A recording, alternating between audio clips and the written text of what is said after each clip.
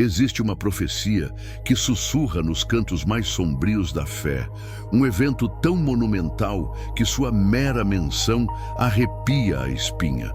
Não é sobre o fim do mundo como o conhecemos, mas sobre o fim da sua existência como você a compreende. Um ponto sem retorno onde a realidade se dobra a uma verdade inegável.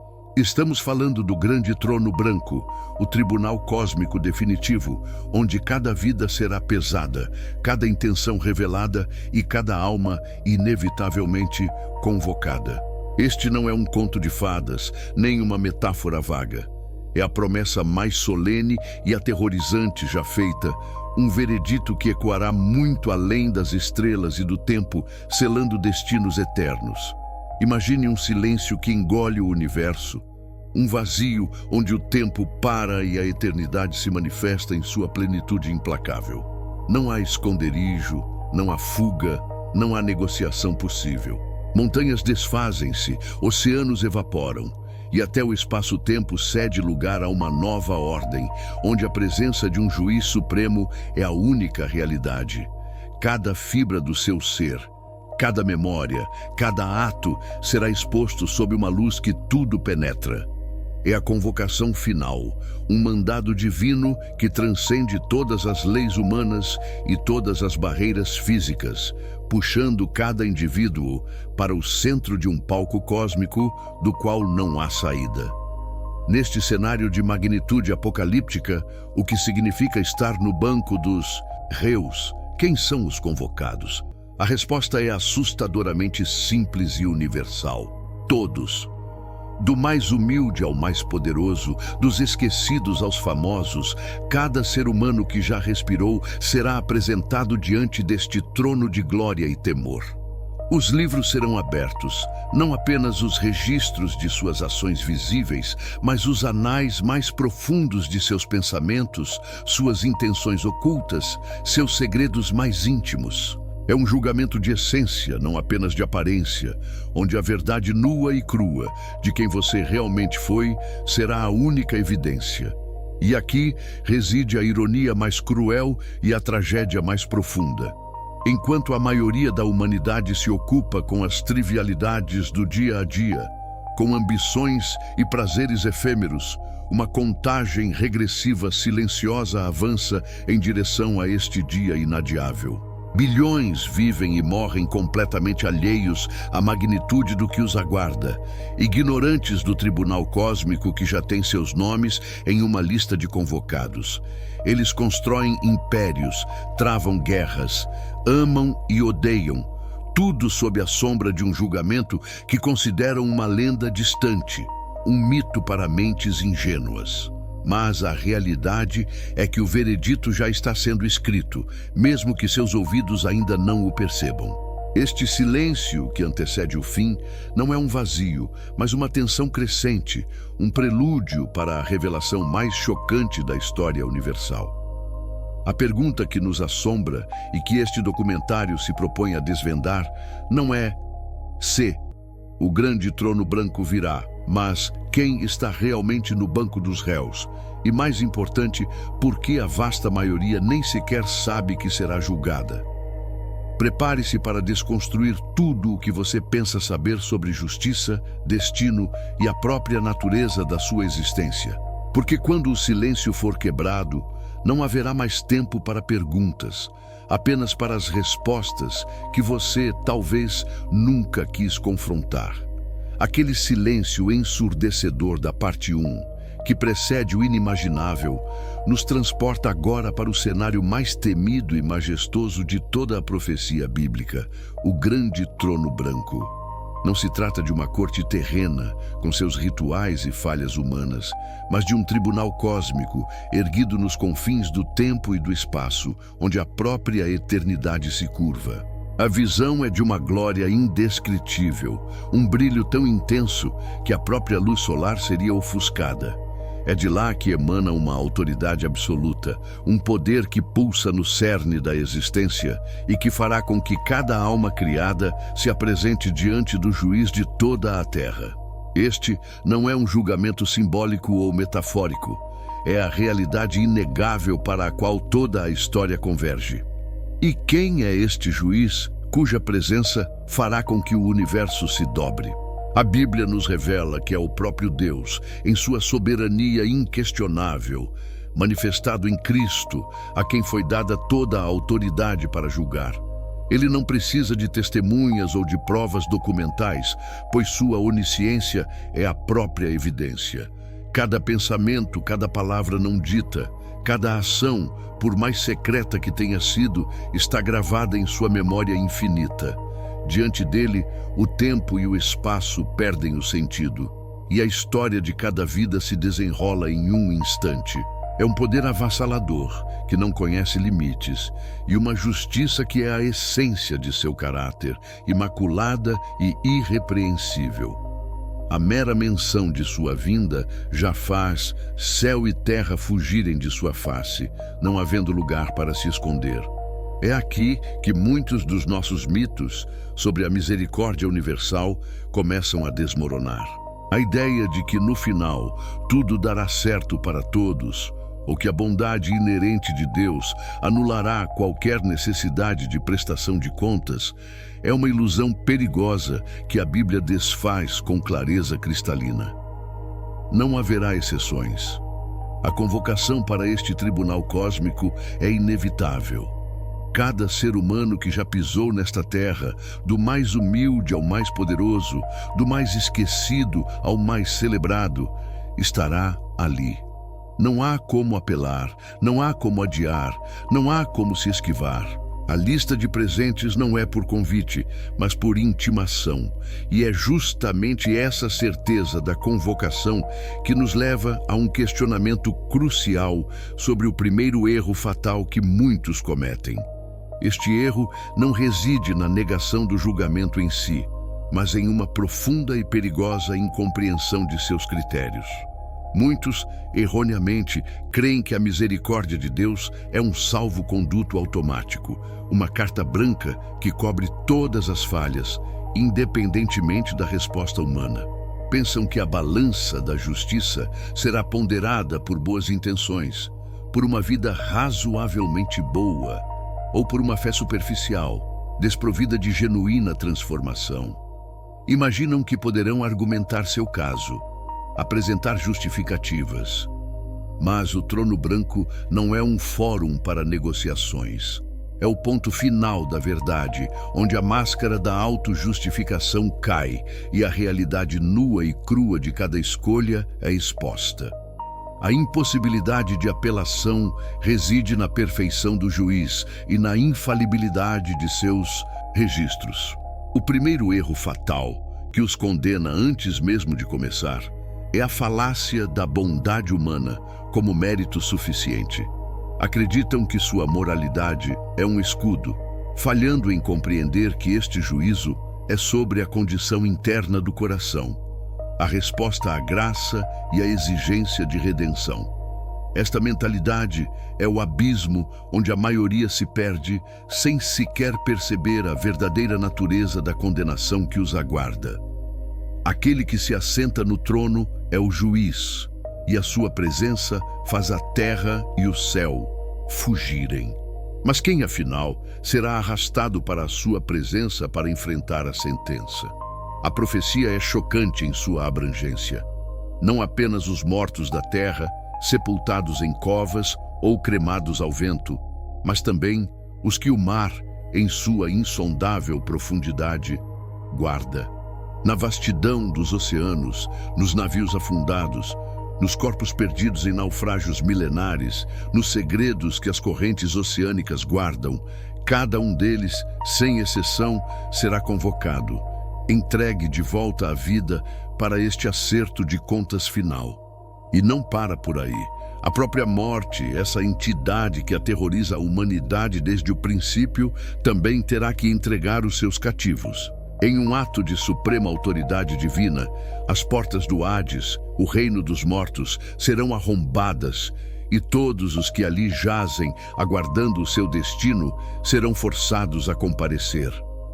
Não haverá esconderijo, refúgio ou esquecimento.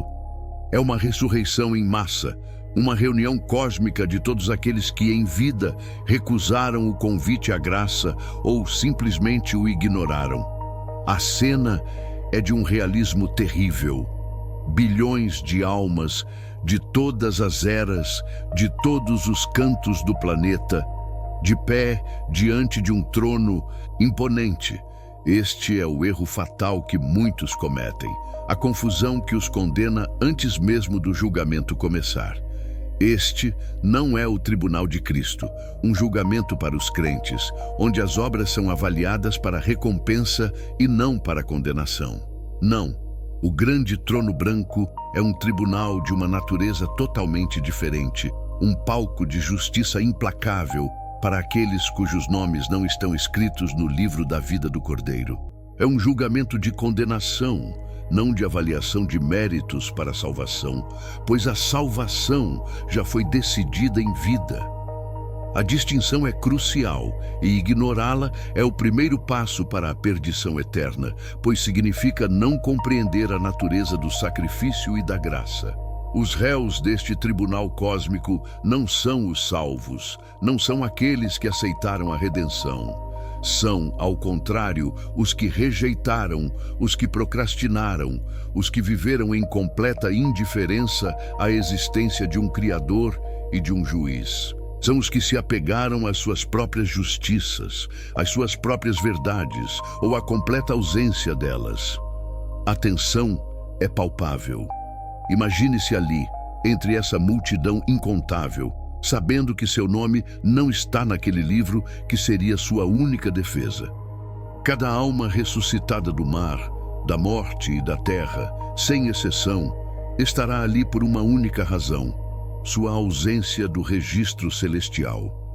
E como esses réus serão julgados?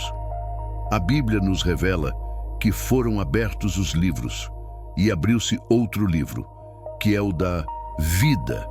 Aqui reside um detalhe minúsculo, mas crucial, que a maioria das pessoas ignora. Um enigma que desvenda a verdadeira natureza deste julgamento. Não é apenas um conjunto de livros. São os livros, no plural, e outro livro, o livro da vida. O que esses livros contêm?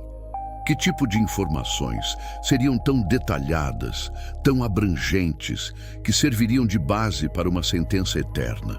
A resposta é mais profunda e assustadora do que você pode imaginar, e revela uma verdade sobre cada vida humana que poucos ousam contemplar. A identidade daquele que se assenta no trono é o epicentro de todo o terror e majestade. Quem poderia possuir a autoridade moral e o poder cósmico para julgar cada alma que já viveu? Um anjo, um ser de luz? A mente humana busca por um legislador austero, uma força impessoal, mas a resposta é infinitamente mais pessoal e, por isso, chocante. A figura no trono não é um estranho. Ele não é uma abstração. Pelo contrário, ele é a figura mais central da história, o nome sussurrado por bilhões. A revelação de sua identidade não traz alívio para os que estão diante dele, mas a confirmação final de uma verdade que passaram a vida a ignorar. Aquele que se assenta no grande trono branco é Jesus Cristo. O Cordeiro imolado é agora o leão que ruge com autoridade. O Salvador que estendeu as mãos perfuradas em convite de graça, agora as ergue para executar a justiça perfeita. Esta é a reviravolta mais terrível para a humanidade incrédula. O mesmo que disse Pai, perdoa-lhes, é agora aquele de cuja face a terra e o céu fogem. A autoridade para julgar foi-lhe dada pelo próprio Pai, como está escrito: o Pai a ninguém julga, mas deu ao Filho todo o juízo. Não há tribunal de apelação, não há instância superior. Aquele que ofereceu a salvação é a autoridade final sobre a condenação. A misericórdia teve seu tempo, e esse tempo expirou. Agora resta apenas a retidão, pura e incandescente. A identidade deste juiz finalmente resolve o mistério dos livros. Lembra-se do detalhe crucial? Os livros abertos não são meros registros contábeis, escritos por anjos. Eles são o testemunho da onisciência do próprio Cristo. Ele que conhecia os pensamentos dos fariseus e a traição de Judas, é o mesmo que supervisionou o registro de cada ato, palavra e intenção secreta de cada alma. O detalhe avassalador é que o juiz não está consultando uma evidência externa. Ele é a evidência. Os livros são apenas a manifestação formal de um conhecimento que ele já possui. Cada página é um eco da graça oferecida e rejeitada, um registro de cada oportunidade de arrependimento desprezada. A prova da culpa não está apenas no que foi feito, mas em quem foi ignorado. Diante deste juiz, todo argumento se desfaz. Não há defesa possível. Como argumentar com a onisciência? Como apelar da sentença do próprio padrão da justiça? A cena é de um silêncio absoluto e esmagador. Cada alma está nua, não apenas fisicamente, mas espiritualmente. Cada máscara, cada autojustificação, cada desculpa que funcionou na terra se dissolve como fumaça diante do fogo de seus olhos. Ele não precisa de testemunhas, pois ele viu tudo. Ele não precisa de um promotor, pois a própria lei que ele encarna acusa. A relação que poderia ter sido de salvador e salvo transformou-se irrevogavelmente na de juiz e réu. Seu conhecimento íntimo torna o julgamento penetrante. Ele não julga apenas o ato, mas o coração por trás dele. Isso nos leva a uma questão mais profunda e perturbadora, abrindo nosso próximo enigma. Se o juiz é perfeito e sua memória é o registro, qual é o padrão de medição? Como essa contabilidade divina funciona? Muitos imaginam uma balança, pesando boas ações contra más. Mas a realidade é muito mais exata e implacável. Não se trata de uma média, mas de um registro completo. Cada palavra ociosa, cada pensamento impuro, cada ato de egoísmo foi catalogado com precisão absoluta. A verdade por trás da contagem de cada uma de nossas ações e como ela será usada contra nós, revela um sistema de justiça que a mente humana mal compreende. Se cada segundo de sua vida fosse um dado, preservado para sempre, o que o conjunto final diria sobre você? A resposta está na mecânica deste registro divino que vamos explorar a seguir. A verdade por trás da contagem de cada uma de nossas ações e como ela será usada contra nós reside na abertura dos livros. Apocalipse 20 nos revela não apenas um, mas dois tipos distintos de registros celestiais. Imagine um tribunal onde cada detalhe da sua existência, do pensamento mais íntimo à ação mais pública, foi meticulosamente arquivado. Estes não são diários pessoais, mas compêndios divinos, mantidos com precisão que desafia a compreensão, prontos para serem desvelados. O que está escrito neles, e mais importante, o que o conteúdo desses volumes significa para o seu destino. A resposta ditará o veredito final e irrevogável sobre a sua alma. Primeiramente, temos os livros no plural. Os livros das obras. Estes são os registros exaustivos de cada escolha, intenção, palavra proferida e ato praticado por cada ser humano. Não há omissão, nem falha na memória divina. Cada ato de bondade, mentira sussurrada, pensamento egoísta, omissão, instante de indiferença, tudo está ali, gravado com clareza cristalina. Estes livros servirão como a prova irrefutável da justiça de Deus, detalhando a vida de cada indivíduo e expondo as razões da condenação justa e inegável, sem espaço para objeções. Mas há outro livro, singular e de importância infinitamente maior: o livro da vida. Este não é um registro de suas ações, mas sim um rol dos salvos, daqueles cujos nomes foram escritos nele pela graça de Deus, através da fé em seu Filho. É o registro dos redimidos. Se seu nome está ali, não importa o que os livros das obras possam registrar, sua eternidade está selada na presença de Deus. é a única via de escape. E se você está encontrando valor nessas revelações, por favor, deixe seu like e inscreva-se e ative o sininho para não perder as próximas. No Grande Trono Branco, a função desses livros se torna brutalmente clara. Os livros das obras serão abertos para provar a culpa, para justificar a sentença. Eles serão a evidência inquestionável de que cada um recebeu o que suas ações mereciam. E então, o livro da vida será consultado. Não para julgar as obras, mas para determinar a ausência de salvação. A ausência de um nome neste rol será a prova derradeira, o selo final que confirmará a condenação. Não haverá advogados nem apelações. A verdade contida nesses volumes é absoluta, irrefutável, e o veredito, uma vez proferido, será eterno. A visão desses livros abertos com a vida exposta culmina na revelação do destino daqueles cujos nomes não foram encontrados no livro da vida.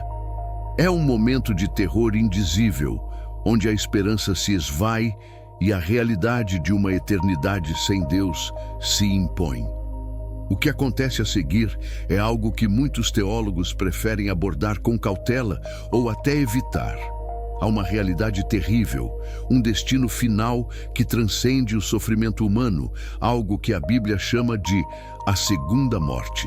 Mas o que significa essa segunda morte? Quem será seu alvo? E por que a verdade sobre ela é frequentemente escondida ou suavizada pelos maiores especialistas? Prepare-se, pois o que revelaremos a seguir pode mudar para sempre sua percepção sobre o fim. Até agora, falamos sobre os livros das obras, os registros meticulosos de cada pensamento, palavra e ação. Mas há um livro que se destaca, um que eclipsa todos os outros em sua importância e em seu poder de selar o destino.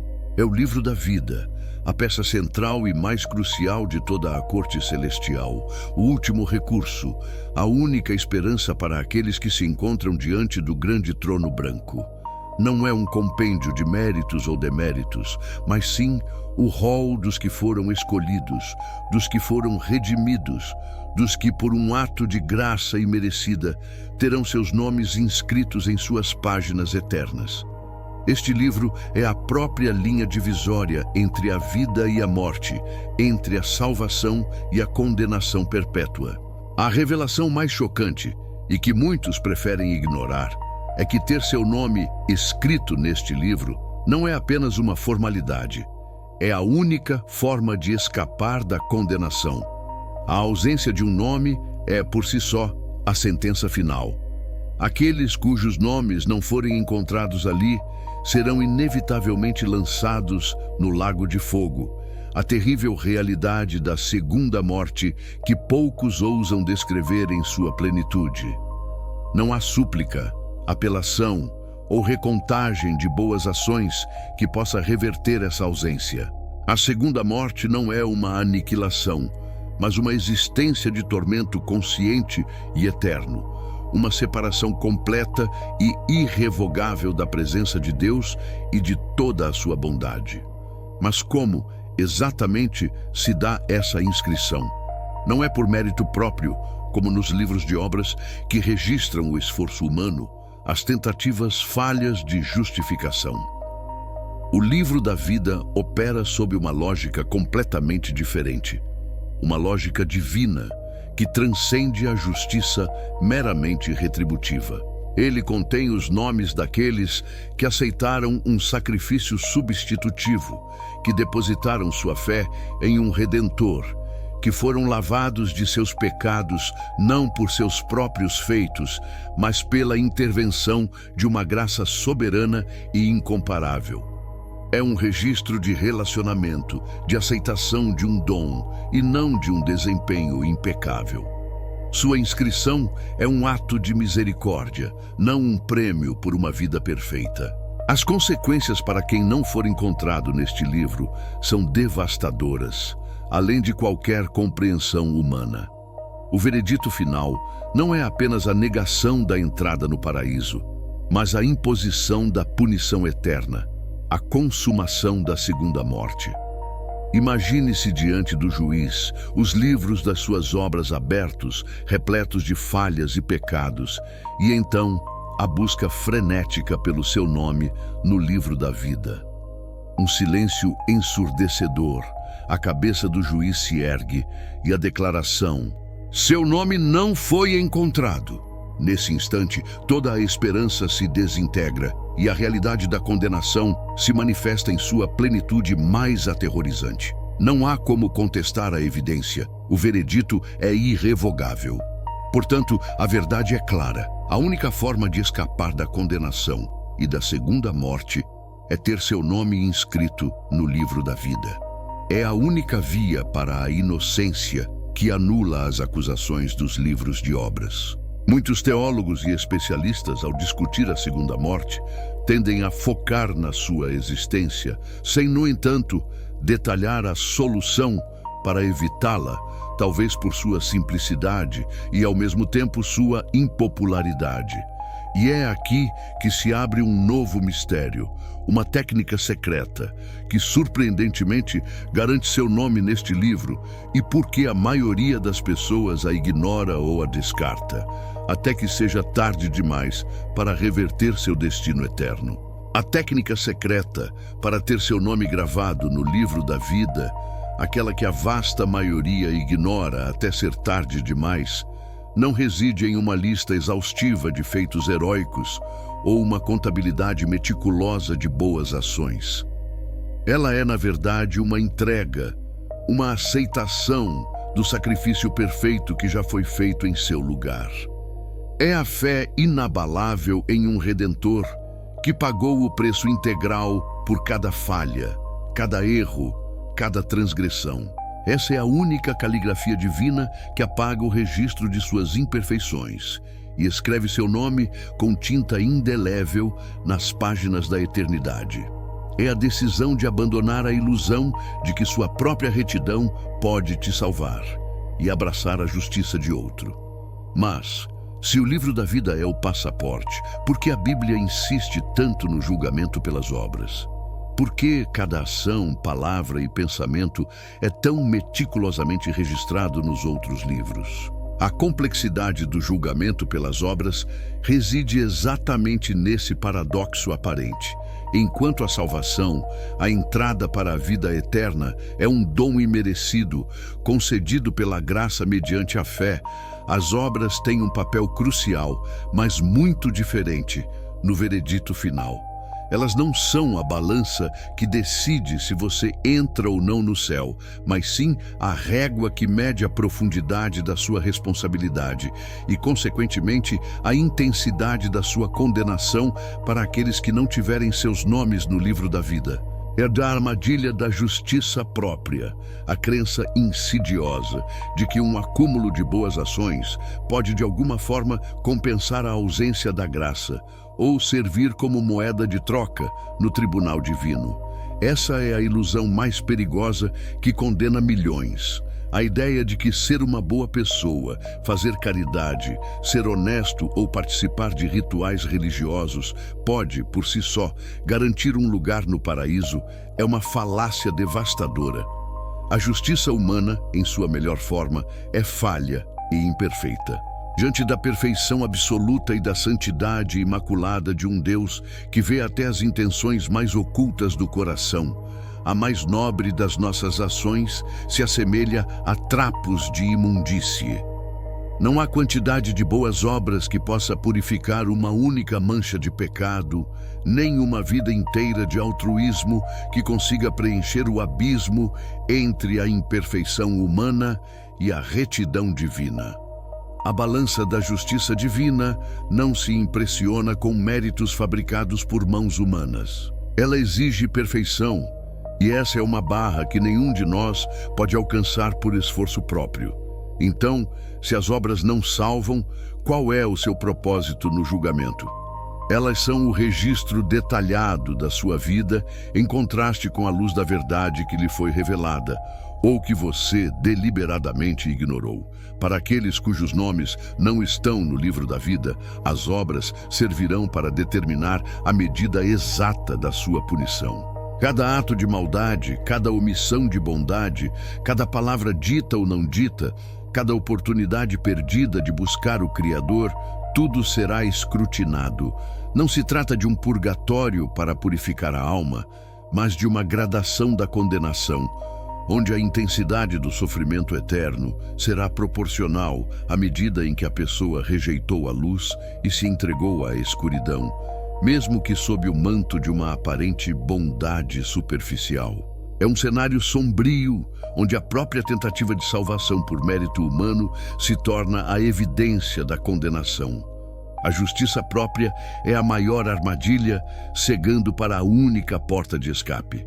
Mas existe uma reviravolta na história, um segredo que a maioria ignora sobre a esperança real. Um detalhe crucial que redefine tudo sobre o fim.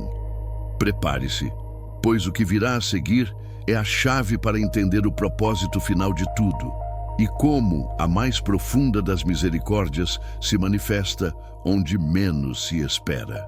Essa reviravolta promete redefinir sua perspectiva sobre a eternidade. A voz que antes ecoava com a autoridade de um juiz justo, agora pronunciava palavras que selariam destinos. Para aqueles cujos nomes não foram encontrados no livro da vida, para aqueles que, em sua autossuficiência, confiaram na falácia de suas próprias obras, o veredito era claro, inquestionável e, acima de tudo, final.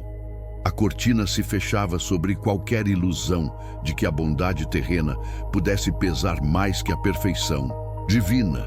A reviravolta na história da esperança real, aquele caminho de graça que a maioria ignorou, agora revelava sua face mais sombria para os que o desprezaram. O silêncio que se seguiu à leitura de cada nome ausente era mais ensurdecedor do que qualquer grito carregado do peso de uma eternidade que se desdobrava de forma irreversível. E então, a sentença. Não uma aniquilação, não um mero fim de existência, mas algo infinitamente mais terrível: a segunda morte. Esta não é a morte física que todos conhecemos, o cessar dos batimentos cardíacos ou da respiração. É uma separação eterna, uma desconexão completa da fonte de toda a vida e luz. É a morte espiritual em sua forma mais absoluta, onde a alma, consciente e atormentada, experimenta a ausência total da presença divina. Imagine ser banido para sempre da única fonte de paz, amor e esperança, condenado a uma existência vazia, repleta apenas de arrependimento e desespero, sem qualquer vislumbre de alívio ou redenção. É o destino daqueles que, por escolha própria ou ignorância obstinada, rejeitaram a única porta para a vida. O Lago de Fogo, um nome que evoca imagens de tormento insuportável, não é apenas um local físico, mas uma realidade espiritual, a manifestação definitiva da ira divina e da justiça perfeita. É onde a corrupção do pecado encontra seu fim, não na purificação, mas na consumação de sua própria natureza destrutiva. Aqui, a esperança se extingue, substituída por uma consciência perpétua da perda, do poderia ter sido. A dor não é apenas física, mas existencial, um lamento constante pela oportunidade perdida de aceitar a graça que lhes foi oferecida livremente. É a prisão eterna para aqueles que se recusaram a ser libertos, um eco sem fim de escolhas que levaram ao abismo. A palavra eterno aqui ganha um peso aterrador. Não há recursos, não há segundas chances, não há liberdade condicional. A sentença é irrevogável e sem fim.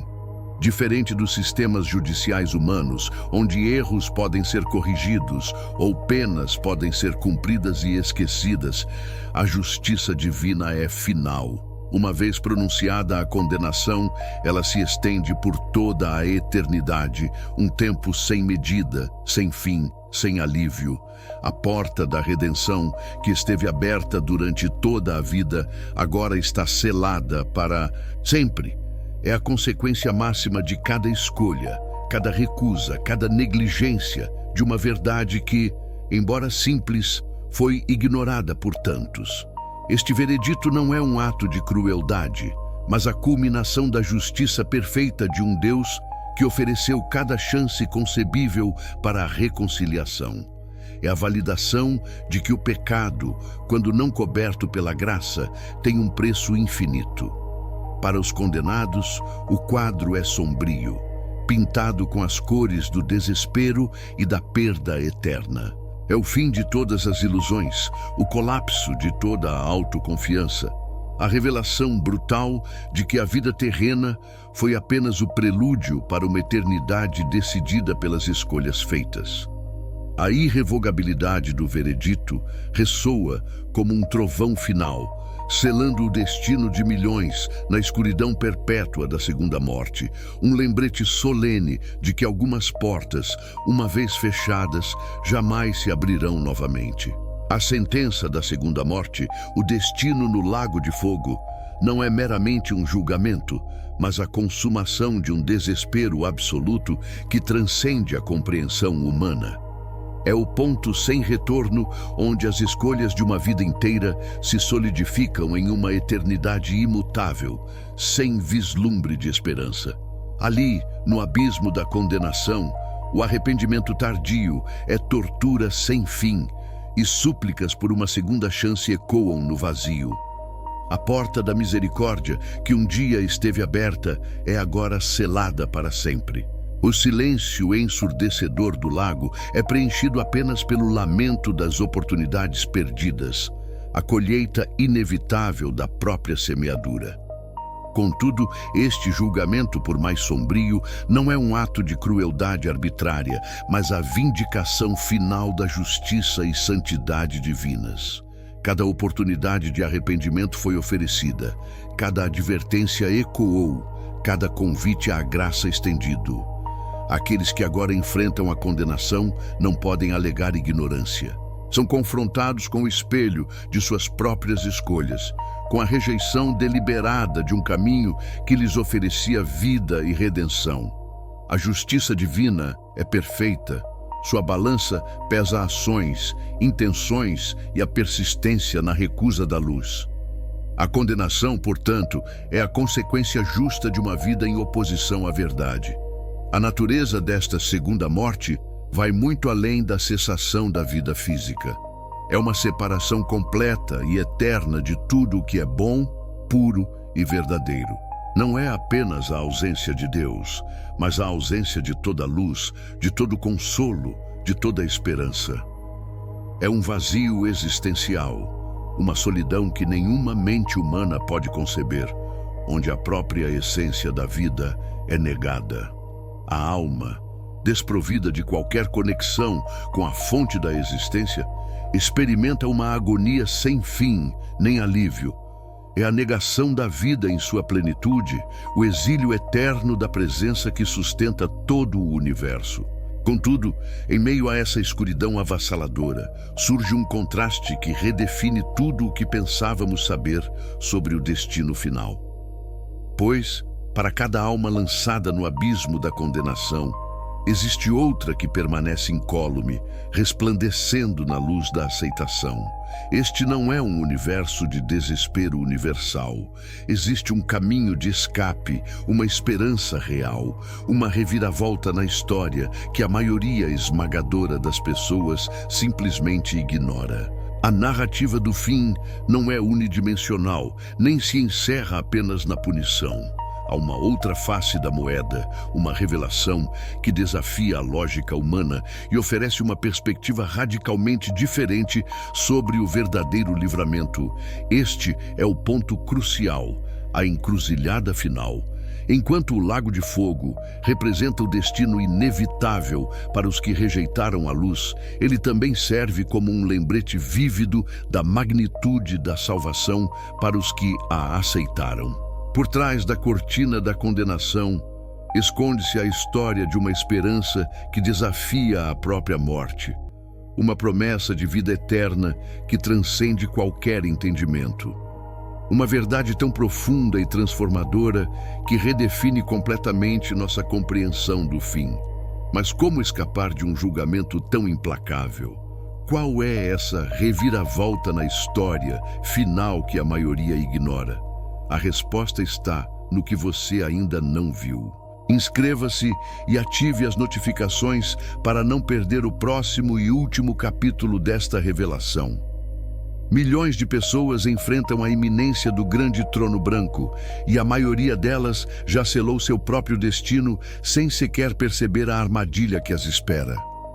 Nos próximos 3 minutos, vou revelar a única condição para a absolvição total, o segredo que a religião esconde sobre o verdadeiro livramento e a decisão urgente que você precisa tomar hoje para garantir sua eternidade diante do veredito final. Mas antes, imagine por um segundo o alívio indescritível de ter seu nome encontrado no livro da vida, enquanto o abismo se abre para aqueles que falharam. Esta é a história do sacrifício que reescreveu o veredito, uma reviravolta na história cósmica que desafia toda a lógica humana sobre justiça e misericórdia, começando pelo primeiro erro que praticamente todos cometem: a crença de que suas próprias obras podem, de alguma forma, equilibrar a balança da eternidade. A verdade é que a justiça divina opera numa escala que transcende qualquer esforço humano. Nenhuma quantidade de boas ações, nenhuma penitência, nenhuma observância ritualística é suficiente para apagar a mancha de um único pecado. Este é o detalhe que ninguém percebeu até agora. A perfeição absoluta exigida pelo grande trono branco é inatingível para qualquer ser humano. Qualquer tentativa de justificação própria é, na verdade, um atestado da nossa própria insuficiência, um convite ao abismo da segunda morte que vimos antes. É uma armadilha sutil, mas mortal, forjada pela arrogância humana. Se você está sentindo o peso dessas palavras, se a verdade sobre o julgamento final ressoa em sua alma, então este é o momento. Aperte o botão de gostei, se inscreva no canal, ative o sininho e compartilhe este vídeo. Isso não é apenas um clique, é um testemunho, um sinal de que você busca a verdade e ajuda a espalhar esta mensagem crucial para outros que precisam ouvi-la antes que seja tarde demais. Então, qual é a verdade por trás da absolvição total, se nossas obras são insuficientes? A resposta é tão simples quanto profunda e é o cerne do segredo que muitos sistemas religiosos acabam obscurecendo. O caminho não está no que fazemos, mas no que foi feito por nós. Existe uma única condição, um único nome, que pode apagar cada registro de erro, purificar cada falha e apresentar uma alma impecável diante do juiz de toda a terra. Este é o ponto onde a lógica humana colapsa e a graça divina se revela em sua plenitude. É um ato de transferência, onde a perfeição de um é creditada à imperfeição de muitos. Um pacto eterno selado com um sacrifício sem igual que desafia toda a nossa concepção de merecimento. O que os especialistas em rituais e dogmas escondem é a simplicidade radical dessa solução. Não há fórmulas complexas, nem escadas espirituais infinitas a serem escaladas. A técnica secreta que garante o livramento é a fé genuína, uma entrega completa a esse sacrifício perfeito. É reconhecer que você não pode salvar a si mesmo e aceitar o presente da salvação oferecido. Isso não é passividade, é a mais ativa e transformadora das decisões. Um arrependimento que vira a vida de cabeça para baixo e uma confiança que redefine o destino. A percepção de que a condenação não é o fim inevitável, mas uma escolha que pode ser revertida agora. Este é a reviravolta na história final, a resolução explosiva que muda tudo. O grande trono branco, para aqueles que aceitam essa graça, não é um tribunal de condenação, mas uma formalidade de confirmação. O veredito já foi dado. O nome já está escrito no livro da vida do Cordeiro. A decisão que você toma hoje, neste exato momento, ecoa pela eternidade, garantindo que, quando você estiver diante do juiz, não haverá medo, mas a certeza de um lar eterno. Este é o seu momento de decisão. O grande trono branco é real e o veredito final se aproxima. Mas a esperança, o verdadeiro livramento, está ao seu alcance.